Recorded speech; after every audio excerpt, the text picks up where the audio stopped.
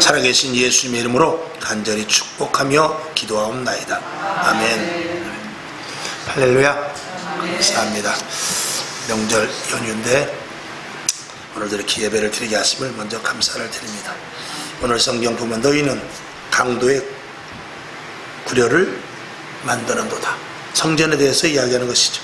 그래서 성전의 목적이 무엇인가 하는 것. 먼저 여기 보면은 성전은 돈을 바꾸고 비둘기를 팔고 그런 매매하는 것이 아니다. 그 다음에 두 번째, 내 집은 만민이 오직 기도하는 집이다.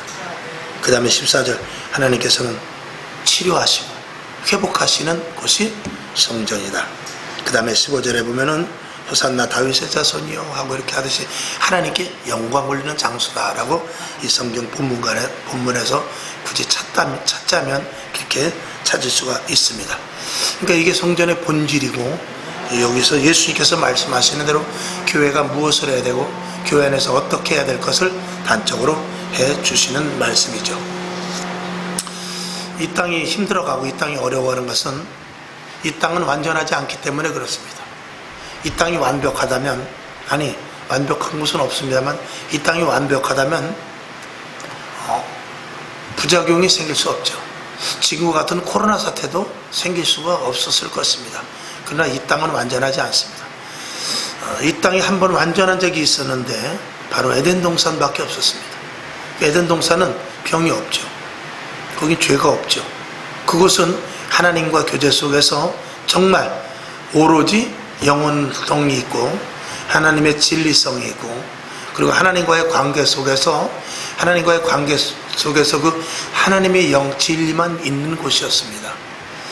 그러나 지금 이 땅은 그렇지 않죠. 그렇기 때문에 질병이 생기고 싸움이 생기고 분열이 생기고 이렇게 어려움이 생길 수밖에 없는 것. 이것은 결국 무엇으로부터 시작됐습니까? 죄로부터 시작된 것 아니겠습니까? 이 죄라는 것을 통해서 모든 것들이 다 망가지기 시작하는 것입니다. 사람이 왜 죽습니까? 죄 때문에 죽는 것이지. 물론 노아 시대 그 전에 홍수 전에 보면 인생들이 오래 살았죠. 오래 살다가 점점 이 환경과 풍토가 바꿔지면서 그만큼 점점 이 악이 관영했다라는 것을 알아야 돼요. 악이 강하면 강할수록 점점 인생의 수명이 이 짧아지는 것을 우리가 성경을 통해서 볼 수 있습니다.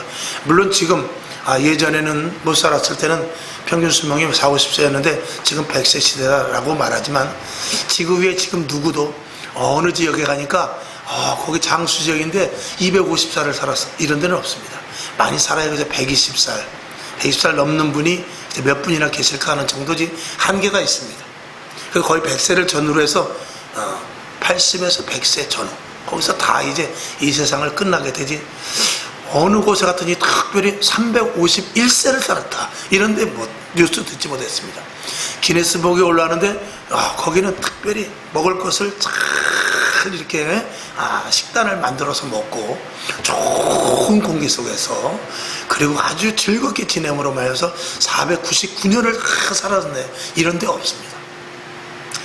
거의 보면 다 그저 수한 100세를 전후로 해서 다 죽고 마는 이런 것들은 이 전체적으로 이 땅에 이 사망이라는 것이 다 인생들을 장악하고 있다라는 것을 우리가 단적으로 볼 수 있는 것입니다.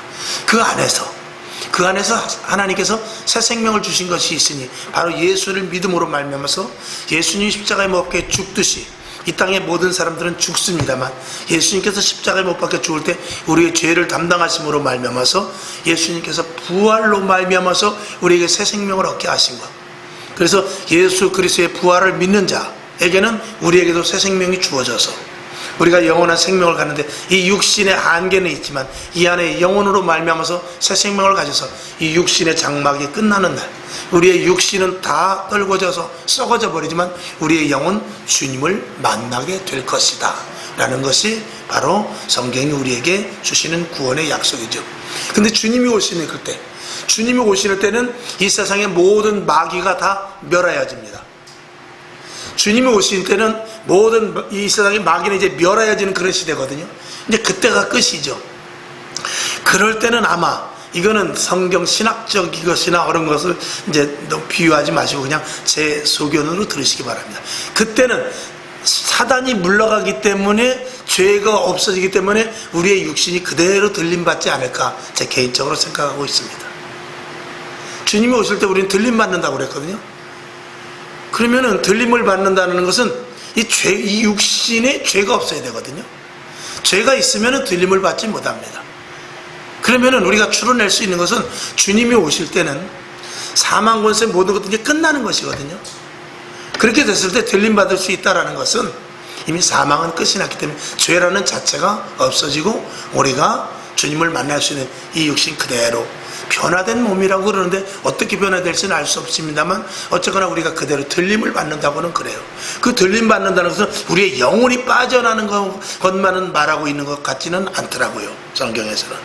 그러면 어떻게 변형되는지 모르지만 제 생각에는 아마 죄가 없어짐으로 말미암아서 우리가 변형이 되다 우리의 생각 속에 죄가 사라지면서 꿈속에서의 우리의 또 다른 모습과 같이 그런 어떤 모습으로 되지 않을까 하는 그런 개인적인 생각을 한번 해봅니다. 이건 뭐 이단 사이비를 떠나서 제 개인적으로 그렇게 이제 성경을 보았을 때 한번 생각해 보는 것입니다. 그는 성경 어디를 봐도 어떻게 된다 확실하게 이렇게 정의를 해놓은 것은 없습니다. 왜? 아직은 그렇게 되지 않았기 때문에 그렇죠. 한번 그런 생각을 해볼 때 이 죄라는 것이 이 육신을 덮고 있고 죄라는 것이 우리 속에서 아직까지는 싸매어 있다. 이것은 분명한 사실인 것입니다. 그래서 우리의 싸움은 무엇이죠? 항상 혈과 육의 싸움입니다. 우리 속에는 영이 보존돼야 되고 이 영이 하나 주님 오시는 그날까지 보존돼야 되고 주님 오시기 전에 내가 주님 앞에 갈 수 있어서 내가 이 땅에서 죽음을 맛보게 된다면 이 속에는 영이 하나님 앞으로 가야 되는데 이 영이 그대로 보존되기 위해서는 날마다 육적인 싸움에서 이 영혼을 빼앗기지 말아야 되기 때문에 그렇죠. 그렇기 때문에 우리는 이 땅에서 살아가면서 항상 영적인 싸움을 하고 있는 우리의 모습, 거기서 우리는 이겨야 되죠. 그래서 오늘도 이 자리에 나와 예배를 드리는 줄로 믿습니다. 그래서 이 세상이나 우리 개인이나는 완전할 수가 없습니다. 또 완전하지도 않고요. 주님이 오셔야 이 완전한 모습으로 우리가 변형된다라고 이런 생각을 해보면서 또 성경에서도 그렇게 말하고 있습니다. 그 이상은 우리가 알 수 없다. 또 그 이상은 우리가 깊이 생각해봐야 괜히 머리만 아프고 지금 우리가 할 수 있는 것은 영적인 싸움에서 이기는 것. 제일 먼저 우리가 해야 될 일, 예배 드리고 기도하고 그리고 성경 말씀 보면서 말씀대로 살고 성령의 감동하심에 따라 우리가 분별하여 살아가는 것, 이것이 가장 현재에 있어서 우리에게 가장 중요한 일인 줄로 믿습니다. 우리가 날마다 결단하고 싸우는 것은 영적인 싸움이라고 그랬어요. 그래서 로마서 8장 6절에 있는 대로 육신의 생각은 사망이요 영의 생각은 생명과 평안이라 그랬죠. 7절에도 보면 육신의 생각은 하나님과 원수가 된다고 그랬어요. 이는 하나님의 법에 굴복지 아니할 뿐 아니라 할 수도 없습니다 라고 로마서에서 기록을 하고 있습니다. 그러니까 우리가 한 인간이 죄로 말미암아 죽을 수밖에 없는 이 세상이 유한한 세상에서 하나님을 만나서 새 생명을 얻고 하나님의 자녀가 된다는 것은 이건 사실은 우리 인생에 있어서 사실은 엄청난 사건이거든요. 이 엄청난 사건을 사단은 자꾸 별거 아닌 일로 만들고 예수 믿어봐야 너 고생만 한다. 교회 다녀봐야 너 괜히 제한된 생활만 할 수 있다.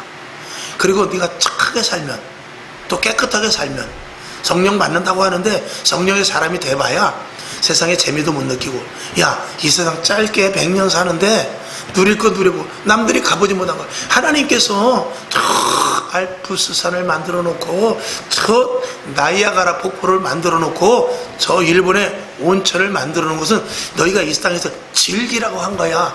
이런 유혹에 우리가 넘어갈 수 있단 말이죠.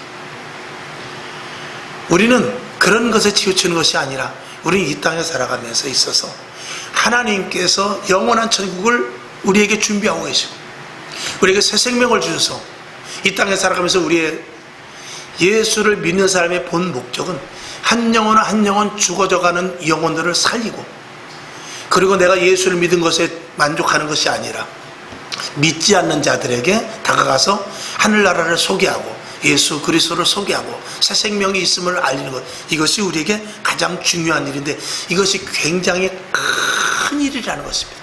왜? 그것은 바로 영혼과 관계이기 때문에 그렇습니다. 영혼과 영원과 관계이기 때문에 그렇습니다. 영원하지 않는 것이라면 우리는 사실은 목매일 필요 없습니다.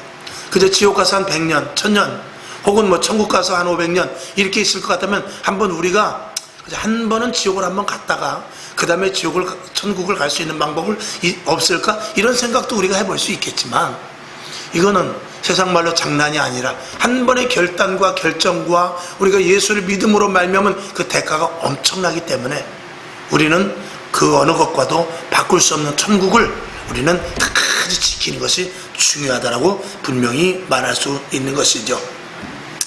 그렇기 때문에 우리는 날마다 결단하고 날마다 분별하고 날마다 하나님의 자녀로서의 영적인 싸움을 해야 되는데, 이것을 가지고 있는 자들과 그리고 세상 사람들과는 이 생각과 개념 자체가 틀릴 수밖에 없습니다. 그래서 우리는 조금 전에 민서도 기도를 했습니다만, 하나님, 내가 미국에 가서 그들에게 강력한 성령으로 말미암아서 거기서 놀라운 폭발적인 역사가 일어났으면 좋겠습니다 하는 이런 기도는 서울대학을 수석으로 졸업한 아이들이라 할지라도 생각할 수 없는 거예요. 이건 머리 좋고 돈이 많고 공부를 잘하고의 문제가 아니라, 이건 하나님의 자녀로서만이 할 수 있는, 하나님의 자녀라 할지라도 하나님께 정말 하나님이 어떤 분이며 하나님이 왜 나를 부르셨으며 내가 앞으로 살아야 될 목적이 무엇인가에 대해서 아는 사람만이 할 수 있는 기도의 제목이거든요. 그러니까 주의 종이나 성도나 어찌하든지 간에 우리가 하나님의 자녀가 되었으면 이 세상을 보는 눈이 달라져야 되고, 그것을 우리 그리스도인으로서의 세계관이다 라고 말할 수 있습니다. 또 그리스도인으로서의 인생관이다 라고 말할 수 있습니다. 사도 바울은 자기의 인생관이 달라졌죠. 세상을 바라보는 눈이 달라졌죠. 언제부터? 예수를 믿은 후로, 예수를 영접한 후로. 그러니까 사도 바울이 추구했던 것과 사도 바울이 계획했던 것, 사도 바울은 정말 로마의 시민권을 가진 사람이었기 때문에 얼마든지 출세를 할 수 있고, 그가 유대인으로서라 또 혹은 로마의 시민권을 가진 자로서 이 모든 것들을 적절하게 배합을 해서 얼마든지 출세할 수 있었던 사람이지만, 그는 세계관, 자기의 인생관이 완전히 달라져 버렸습니다. 그것은 누구 때문에? 예수님 때문에 그런 것이죠. 그런 것을 우리가 봤을 때 우리 역시도 예수를 믿는 사람으로서 세상을 보는 눈이 달라져야 되고, 우리가 나이아가라 폭포를 구경 가는 것이 아니라, 우리는 알프스 산막을 놀러 가는 것이 아니라, 우리는 한 영혼을 위해서, 한 영혼의 온 천하보다 귀함을 알아 그것에 우리는 생명을 걸고 거기에 대해서 매진을 할 수 있는 것이죠. 세상 사람들은, 역설적으로 한번 생각합니다. 세상 사람들은 영원한 천국을 볼 수 없기 때문에, 그래 이 땅에서 알프스 산맥을 봐라, 그래 이 땅에서 나이아가라 폭포 한번 봐라, 그것도 못 보고 지옥 가면 얼마나 억울하겠느냐, 이렇게 우스갯소리를 한번 할 수 있겠어요. 그러나 우리는 그걸 보지 않아도, 거길 가지 않아도 그것보다도 몇억 배, 몇 수십억 배 더 귀한 영원한 하늘나라, 요한계시록인 대로 쭉 그 열거된 대로, 그거는 사도 요한이 본 그대로 적었지만 그것을 다 적을 수는 없었어요. 거기서 들리는 음성, 거기서 볼 수 있는 그 사람의 한계로 시력, 이런 것들을 다 기록할 수 없잖아요. 천국 갔다 온 분들이 다 말할 수 있습니까? 말하지 못하죠. 근데 그 비밀을 우리는 볼 수 있는 자들입니다. 그렇기 때문에 이 땅에서 그걸 보지 않아도 우리는 충분히, 우리는 얼마든지 억울해하거나 아까워하거나 하지 않을 수 있는 존재라는, 이런 벌써 작게나마 그런 시계와 그런 세계관과 그런 인생관을부터 우리는 가질 수 있는 것이 중요하다는 것입니다. 여러분이 세상을 볼 수 있는, 세상을 가치를 따질 수 있는, 세계를 볼 수 있는 눈들이 세상 사람들과는 전혀 달라야 된다는 것과 또 다를 수 있기를 주님의 이름으로 축원을 드립니다. 그러니까 세상 사람들과 우리와의 생각하는 것과 계획하는 것이 다르기 때문에 충돌이 일어날 수밖에 없습니다. 야, 한번 가자니까, 아니 난 안 가. 야, 한번 하자니까 나는 안 해. 야, 한번 먹자니까 나는 안 먹어. 이런 것들에 대해서 거부할 수 있는 것은 그리스도인으로서 가치관이 세상 사람들과 다르기 때문에 그래요. 거기서 일어나는 충돌을 주님께서도 이렇게 말씀합니다. 요한복음 15장 18절에 보면, 세상에 너를 미워하면 너희보다 먼저 나를 미워한 줄 알라. 그러니까 예수님께서도 이미 그것을 다 알고 계셨던 거예요. 너희가 세상에 속하였으면 세상이 자기의 것을 사랑할 터이나 너희는 세상에 속한 자가 아니요 도리어 세상에서 나의 택함을 입은 자인 고로 세상이 너희를 미워하느니라 라고 예수님께서 우리들에게 말씀을 하시는 것입니다. 거기에 대한 충돌은 우리가 감수할 수 있어야 돼요. 그 충돌을 감수하는 데 있어서 우리가 능히 당해낼 수 있는 것은 그들을 우습게 본다는 것보다도 그들보다 더 높은 가치관을 우리가 가질 수 있어야 돼요. 예를 들어서 내가 태권도 사범이야. 근데 초등학교 한 3학년짜리가 계속해서 야구를 올리고 나를 때려. 그러면은 거기에 대해서 반응을 어떻게 해야 되죠? 내가 태권도 사범인데 너는 한 주먹거리도 안 돼. 그리고 걔를 주먹으로 쳤다. 그러면 그놈은 태권도 도장 사범으로서 자격이 없지요. 아무리 때려도 저쪽으로 가 간지럽다 그러지 않을 것입니다. 적어도 싸우려면 조폭대장 정도는 돼야 그래도 싸우는 것이지, 걔네들이 아무리 건드려도, 이거 우리들도 마찬가지입니다.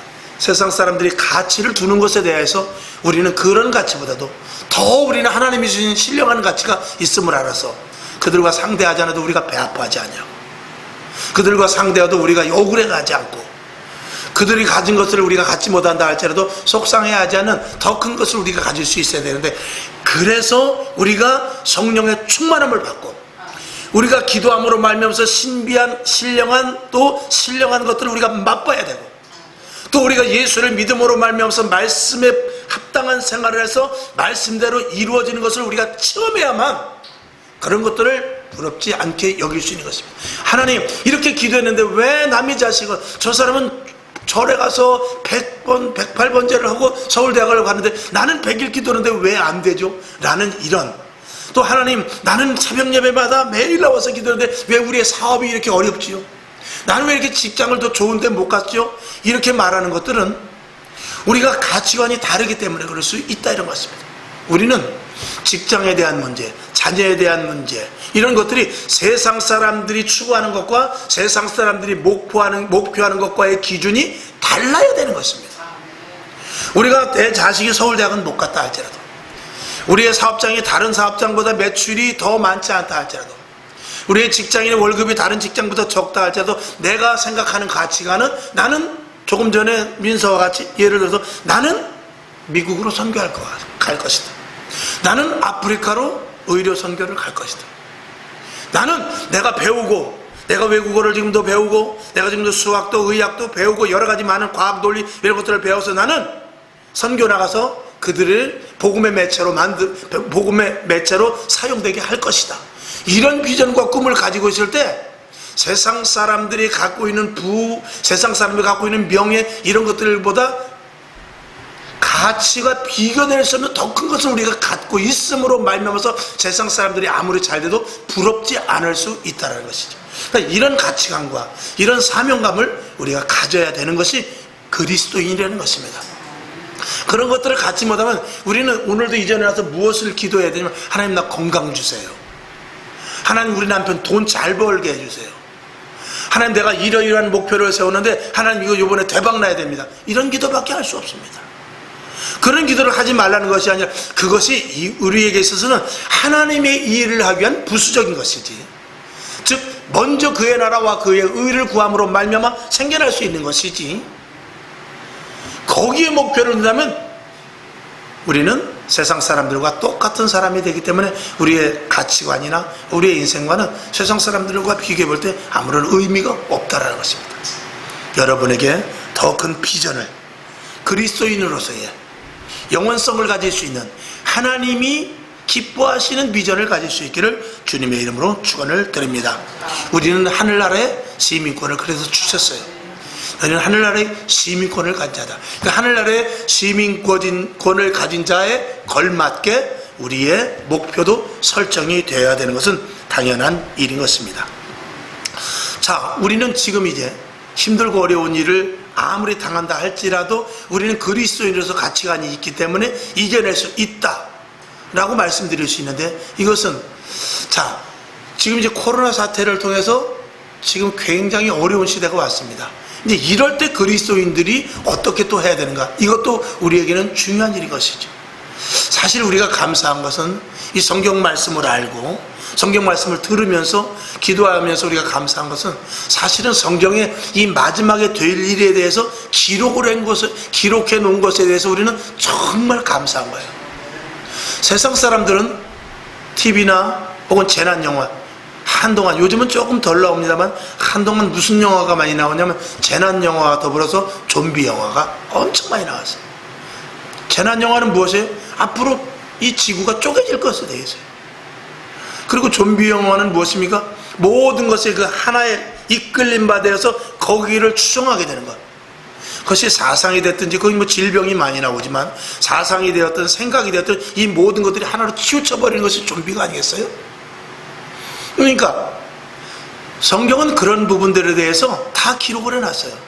마지막 때 어떤 일이 일어날 것, 난리가 나고 싸움이 일어나고 재앙이 일어나고, 그리고 사랑이 식어지며 예수 믿는 사람들을 미워하는 것, 이런 것들에 대해서 적어놨기 때문에 우리는 대비할 수 있으니, 그리고 나서 그것이 세상의 끝이 아니라 우리는 또 다른 세계를 갈 수 있는 그런 자격을 주어졌다는 것, 이것이 우리에게 얼마나 큰 소망이겠습니까?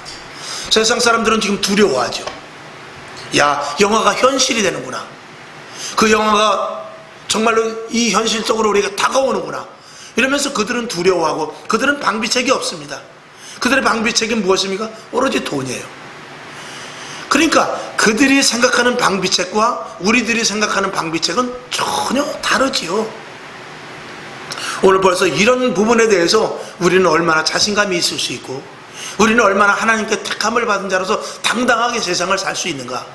오늘 옆에서 큰 재앙이 일어나고 이 옆에서 이 코로나 사태보다도 더 힘들고 어려운 일이 일어난다 할지라도 우리는 두려움이 없을 것은 하나님이 모든 일의 주관자시며 하나님께서 이미 성경을 통해서 예견을 해놓으셨고, 그리고 그 일들이 이루어지는 것을 우리가 볼 뿐이다 라는 것을 생각한다면 우리는 두려울 것이 아니라 하나님 감사합니다. 이 위기 속에서 더 하나님을 붙잡을 수 있도록 힘 주시옵소서. 우리는 세상을 능히 이길 수 있는 힘, 예수 그리스도의 이름을 주셨으니 진심으로 감사합니다. 얼마나 큰 특권이고 얼마나 큰 특혜인지 모르겠습니다. 하나님 감사합니다 라고 분명히 우리는 말할 수 있을 것입니다. 시편 62편 2절 오직 저만 나의 반석이시요 나의 구원이시요 나의 산성이시니 내가 크게 요동치 아니하리이다 그랬어요. 그러니까 이 믿음이 우리에게 있을 수 있는 것은 이건 너무나 감사할 수밖에 없지요. 오늘도 저와 여러분, 감사가 어디서 나옵니까? 세상이 성경대로 맞아 떨어질 때 우리는 감사한 거예요. 그렇지 않습니까? 세상이 성경이 있는 그대로 세상에 이렇게 나아갈 때 우리는 감사한 거죠. 맞구나 내가 예수 믿길 잘했다, 하나님 분명히 살아계시는 게 맞구나 라고 얼마든지 우리는 내 스스로 더욱더 강하고 담대하게 믿음을 지켜나갈 수 있다는 것이죠. 시대를 정확하게 알고 그리고 시대를 분별하면서 시대를 이겨나갈 수 있다는 것은 이건 엄청난 특별한 축복이 아니겠습니까?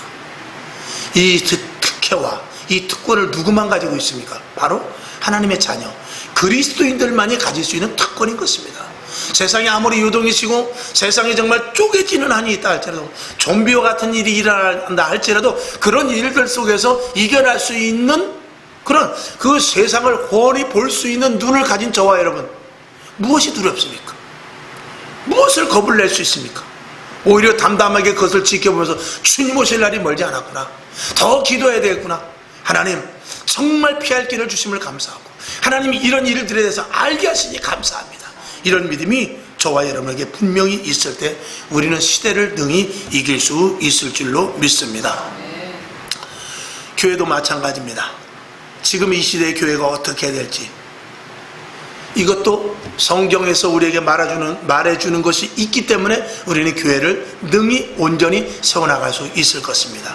자, 이제는 교회가 이제 그런 생각을 해봅니다.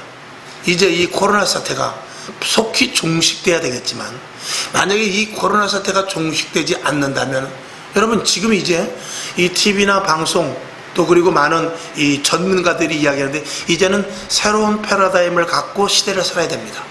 이제는 예전에 있었던 것들이 다 무용지물이 되고 이제는 새로운 시대를 살아야 될 이런 시대가 닥쳐왔습니다. 예를 들어서 문 바깥에도 나가지 못하는 시대, 사람들과 많은 장소에서 만나지 못하는 시대, 그리고 함부로 여럿이 놀러가지 못하는 시대에, 마스크를 써야 되는 시대에 서로 조심해야 되는 이런 정말 예전과 완전히 이상한, 정말 비틀어지고도 달라진 그런 시대가 왔는데, 여기서 어떻게 대처해야 될지를 우리가 이제는 세워나가는 것이, 이것이 국가가 해야 될 일이고 정부가 해야 될 일이며 전문가들이 해야 될 일이고, 그리고 현대 시대를 살아나가야 될 사람들이 대처해야 될 일이다 라고 이렇게 말합니다. 그러니까 이제 정부는 어떻게 되냐, 코로나 시대를 맞이해서 해야 될 일을 새롭게 이 프린터를 해나가야 됩니다. 프린팅을 해나가야 돼요. 새로 세워나가야 된단 말이죠. 그러니까 이전에 있었던 모든 계획을 다 이제는 어떻게 해야 돼요? 묵살될 수밖에 없습니다. 회의를 해서 예를 들어서 대한민국 서울에서 세계 100 혹은 100여국 혹은 200여국 수장들이 모여서 회의를 한다, 이런 것들도 이제는 어떻게 해야 돼요? 다 취소를 하고 화상회의로 해야 돼요. 또 무역을 하는 데 있어서도 사람들이 왕래해야 될 것을 이제는 사람들이 왕래하지 않고, 이런 다 이제는 매개체를 통해서 해야 되는 이런 여러 가지 일들을 다 새롭게 세워야 되고, 그 다음에 만드는 것도, 그전에는 이런 것들을 만들어서 유용하게 썼지만 지금은 이제 이 마스크 시대를 말해서, 코로나 시대를 말해서 무엇을 만들어야 될까도 기업이나 국가에서 이제는 생각해 봐야 될 때입니다. 우리의 생활도 마찬가지죠. 이제는 이 시대 속에서 내가 어떻게 돼?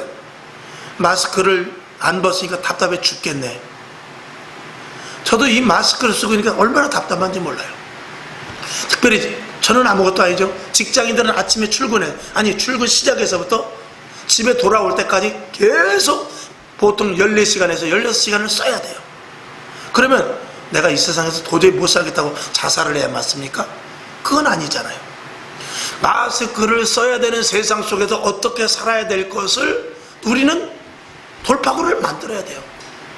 그거 마찬가지로 교회도 마찬가지입니다. 교회가 이제는 수련회를 합니까? 부흥 집회를 제대로 할 수 있어요. 여름 성경학교도 못했잖아요. 이런 것들을 봤을 때 교회는 어떻게 될까에 대해서 우리가 또다시 한번 생각을 해야 됐을 때, 제가 늘 말씀을 드린 대로 이제는 또 다른 제2, 제3의 종교개혁과 같은 새로운 교회의 패러다임을 세워나가서, 새롭게 프린팅을 해서 새롭게 세워나가서 교회가 이제는 어떻게 해야 될 것에 대해서 지혜를 모아야 되는데, 그 해답이 오늘 본문에 보니까 내 집은 만민이 기도하는 집이라는 거예요. 이것이 하나님께서 이 시대에게도 우리에게 주는 정말 적시타일 수밖에 없는 것입니다. 그동안 교회가 무엇을 했습니까? 오늘 여기 본문에 있는 대로 보면은, 자, 성전에서 장사하는 자를 내쫓았다고 했어요. 교회가 장사하지 않았는가를 한번 생각해봐요. 교회가 기업이 됐었어요. 교회가 어떤 연회장 같이 된 적도 많이 있었습니다. 그리고 교회가 어떤 특별층을 끌어모으는 그런 장소가 될 수도 있었어요. 그래서 어느 큰 도회지 같은 데 가보면은 구역도요, 목사님이 저희는 구역을 이렇게 해주세요. 그래가지고 몇 평짜리 사는 사람들끼리 평수대로 구역도 만들어요. 그래서 24평짜리하고 50평짜리는 같은 구역을 안 해줍니다. 이게 있을 수 있는 일이에요? 근데 그런 일이 일어났어요. 그러니까 이 교회가 장사하는 데랑 똑같습니다. 그 다음에 내 집 만민 기도하라 그러는데, 기도가 언제부턴가 엄청 줄어들었죠. 아마 30-40년 전보다 기도가 제가 볼 때는 거의 10분의 1은 줄어들었다고 봅니다. 기도뿐입니까? 예배 설교 시간이 줄어들었죠. 모임이 줄어들었죠. 엄청 줄어들었습니다. 이제는 개개인이 중시하는 시대라, 목사님 교회에서 모이는 거 말고요, 우리에게 자유를 주세요. 목사님도요, 딱 이제 주일날 예배 끝나면은요, 핸드폰, 성도들이 그걸 원하는 데도 있어요. 목사님 주중에 절대 전화하지 마세요. 저도 목사님한테 전화 안 합니다. 그런 성도들이 많이 생겨났어요.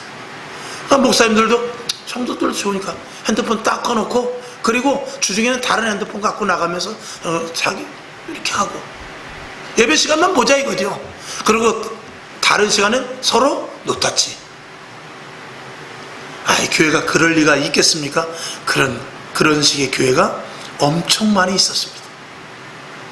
그 교회로서의 본질이 어떻게 된 거죠? 다 훼손이 돼버린 것입니다.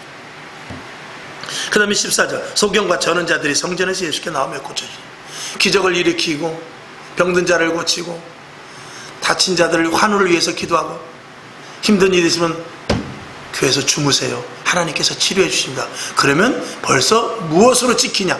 이단으로 찍혀버립니다. 신비주의가 있는 교회야 이렇게 가면서 이단으로 찍어버립니다. 방언으로 1시간씩 2시간씩 기도하면 저 귀신 들렸다 그러고 기도를 못하게 하고 병든 자를 치료하지 않고 영적인 것들을 다 무시해버린 채 사단의 세력을 알려주지 않고 귀신의 역사를 보여주지 않고 마귀가 어떻게 일하는지 알려주지 않고 그런 교회가 하나님이 원하는 교회가 아니죠. 그런 일들을 하지 않았단 말입니다. 언젠가부터. 그리고 아주 고상한 아니죠. 고상한 척이라고밖에 할 수 없어요. 거룩한 척 그리고 아주 감동 있는 척만한 교회가 지금 이 시대의 교회였다라고 극단적으로 말할 수 있단 말입니다. 무대가 아닌 강단이 아니라 제단이 아니라 무대가 돼버리고 말입니다. 아주 콘서트 홀과 같이 교회는 아름다우면서도 거룩성이 빠지면 안 되거든요. 근데 아름답기만 하고 호화롭기만 하고 찬란하기만 하고 그 안에 영성이 하나도 묻어나지 않는 교회는 하나님이 기뻐하시는 교회가 아니죠. 그 다음에 오직 주 앞에만 영광 올려야 되는데 모든 영광을 주의 종이 받고 은사자들이 받고 그리고 옆에는 국회의원이 받고 시장이 받고 겉으로 표면은 그렇지 않지만 교회가 그들에 의하여서 이렇게 이끌고 나가는 그런 교회들이 많아졌을 때 하나님께서는 기뻐하시지 않죠. 그래서 오늘 이 성경 본문을 제가 본문으로 정했을 때 이것이 마지막 때는 이 팬데믹, 이 유행병이 있는 이 시대 속에서 이제 끝 마지막 때 붙잡아야 될 교회의 목적은 뭐냐? 기도다. 기도하지 않는 교회, 즉 기도하는 교회만 살 수 있다라. 그래서 모든 목적이 이제 기도가 돼야 되는데 물론 기도의 유형이 여러 가지 있습니다만 함께 모여서 기도하지 못하면 분열의 기도를 할 수 있어요. 그래서 10시부터 11시까지 리레이 기도를 한다든지 어저께 제가 아는 목사님이 와서 잠깐 같이 이제 기도하고 왔는데 거기는 상가에서 이제 하니까 기도 소리가 막 바깥으로 나가는 거예요. 그러니까 막 신고도 들어오고 동사무소에서 몇 명 되지도 않는데 동사무소에서도 나오고 예배 드리지 말라고 그러고 집회하지 말라고 그러고 그래서 어떻게 했냐면 영시기도로 돌린 거예요. 예전에는 영시기도가 많았어요. 그래서 저도 이제 산기도 가면 꼭 영시에 가서 그때는 이제 신앙이 또 그랬어요. 영시에 가서 기도를 하면 그 전날 11시 59분과 그 다음날 0시 1분과 이틀 동안에 기도를 할 수 있다. 이런 거창한 생각을 하면서 영시 기도를 가자. 그래가지고 산기도도 11시에 갔어요. 11시에 가가지고 기도 많이 하면 이제 1시까지 하고 그렇지 않으면 딱 12시 넘어서까지 기도하고 이렇게 오고 한 10시 반쯤 이렇게 와가지고 그 정도로. 근데 영시 기도가 참 좋아요. 영시 기도 하면은 하나님의 그 강력한 또 주시는 놀라운 은혜가 있어요. 영시 기도는 참 좋은 것인데 지금 누가 영시 기도를 합니까? 안 하죠. 그러니까 저녁 때 하고 이제 새벽으로 하고 다들 바쁘니까. 그래서 이제 그 목사님도 영시 기도로 돌려서 오시는 분이 있으면 이제 한두 번씩 이렇게 기도하고 그런다고 그래요. 그러니까 제가 드리는 말씀 뭐냐면 얼마든지 기도는 할 수 있다 이겁니다. 기도는 얼마든지 할 수 있는데 오늘 여기 주님께서 말씀하신 대로 기도하는 데가 어디냐? 내 집. 성전에서 기도하라는 거예요. 성전에 와서 기도하라는 거예요. 딴 거 하지 말고 성전에 와서 기도하라는 것입니다. 집에서도 기도할 수 있어요. 직장에서도 기도할 수 있어요. 그러나 성전에서 기도를 해서 성전에서부터 주시는 하나님의 은혜와 은총. 왜 성전에서 기도를 해야 되느냐? 성전은 예배드리는 장소이기 때문에 그래요. 예배를 통해 하나님의 임재와 하나님이 거주하는 집이기 때문에 이곳에서 기도를 하고 나아가서 또 집에서 기도해야 돼요. 그러니까 집에서 기도한다 할지라도 성전의 기도는 빼놓으면 안 됩니다. 성전이 주축입니다. 여기가 뿌리예요. 여기는 하늘과 연결된 곳입니다. 그래서 에베소서에 보면 이 세상의 모든 것들이 하나님의 충만함으로 있지만 교회 안은 충만 중에 충만인 것입니다. 그 충만 중에 충만이라는 것, 하나님의 영이 온 세계 만방에 충만하지만 그래서 하나님이 골고루 역사하시죠. 들풀도 자라나게 하시고 폭포가 위에서 땅으로 떨어지게 하시고 샘이 내어나게 하는 그런 하나님의 충만이 있습니다만 이 교회는 신령한 가운데 하나님의 신령한 것으로 주시는 충만 가운데 충만입니다. 그래서 충만 가운데 더 충만한 그 충만은 뭐냐면 신령한 충만입니다. 위로부터 주시는 은사, 위로부터 주시는 주님의 만지심, 위로부터 주시는 하나님의 성령으로 말미암아 강력했던 어떤 신비한 일들, 이런 일들은 교회에서 통해서 일어날 수밖에 없다는 것입니다. 교회에 와서 기도하면 세상을 능히 이길 수 있다는 것이 주님께서 오늘 이 시대 마태복음을 통해서 주시는 말씀인 것입니다. 여러분, 마지막 시대에 이기는 것은 다른 것 없습니다. 제2, 제3의 종교개혁이라고 제가 자주 말씀을 드립니다만, 이 다시금의 종교개혁은 이제는 기도밖에 없다라고 분명히 말씀드릴 수밖에 없습니다. 이제는 기도 더 해야 돼요. 기도 많이 해야 됩니다. 그래서 기도하는 교회가 저는 분명히 끝까지 살아남으리라고 봐요. 기도해야 예배가 살고, 기도해야 성도들이 살고, 기도해야 마지막 때를 이겨나갈 수 있다. 이건 오늘 주님께서 말씀하십니다. 저희에게 이르시되 기록된 바 내 집은 만민이 기도하는 집이라 일컬음을 받으리라 하였거늘. 오늘 이 말씀에 대해서 여러분들이 깊이 숙지하시고, 그건 이사야 56장 7절에 있는 말씀이잖아요. 그 말씀을 그대로 보이세요. 그러니까 구약에도 성전은 기도하는 곳이고, 신약에도 성전은 기도하는 집이고, 내 집은 기도하는 집이고, 교회는 기도하는 집이다. 이것이 예수님께서 오늘 우리들에게 그대로 주시는 말씀입니다. 여러분, 기도로 승리하고, 사단이 목적은 다른 것 아닙니다. 기도 못하게 하는 거예요. 예배 덜 드리게 하고 기도 못하게 하는 것입니다. 기도의 입을 막아놓는 것이지요. 여러분, 기도해서 끝까지 승리할 수 있기를 주님의 이름으로 축원을 드립니다. 기도하겠습니다. 하나님 아버지, 예배 기도 교회에서 할 일입니다.